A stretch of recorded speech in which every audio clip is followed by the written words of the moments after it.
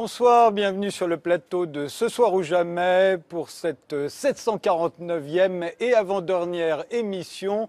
Et elle est consacrée à la police. En effet, il y a quelques mois encore, on embrassait les policiers dans les rues. C'était juste après les attentats. Aujourd'hui, leur principal syndicat prépare une manifestation de protestation contre la haine anti-flic. Alors que s'est-il passé entre les deux? On en débat ce soir avec Jean-Claude Delage, major de police, ancien CRS. Vous êtes depuis 2010 à la tête du syndicat Alliance Police Nationale, qui est affilié à la CFE-CGC, qui est aujourd'hui le plus important syndicat policier. C'est vous qui organisez le 18 mai prochain, place de la République, une manifestation sur le thème « Stop à la haine anti-flic ». Vous constatez une radicalisation de la violence contre les policiers et vous réclamez une réponse pénale plus sévère. À côté de vous, Georges Moréas, ancien commissaire de police. Vous avez dirigé l'Office central de répression du banditisme et la BRI, la Brigade de recherche et d'intervention. Aujourd'hui, vous êtes avocat au barreau de Paris et écrivain. Vous êtes l'auteur de plusieurs livres, des polars, des scénarios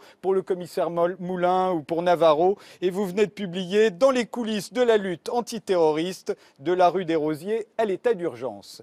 Mara Goyer, vous êtes professeur d'histoire-géographie dans un collège parisien. Vous avez écrit plusieurs livres à succès sur votre expérience de professeur.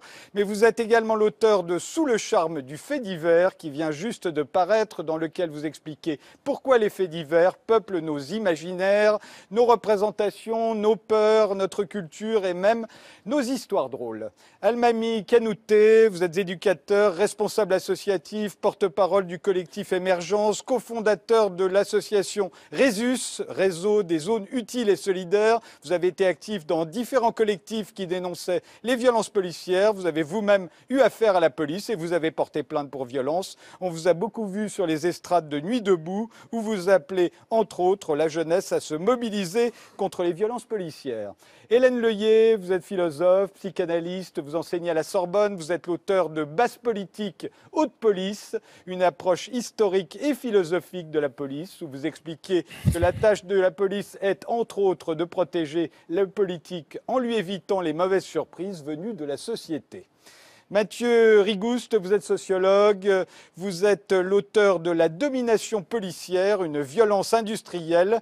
Pour vous, la police ne peut pas exister sans violence, une opinion que vous approfondissez dans Le marché global de la violence, un texte de 35 pages qui figure dans le livre de Leslie Wood, Mater la meute, sur la militarisation de la gestion policière des manifestations. Alors en quelques mois, on est passé de déclarations d'amour à déclarations de haine. Que s'est-il passé? Quel est le contexte? Regardez. À Paris aujourd'hui,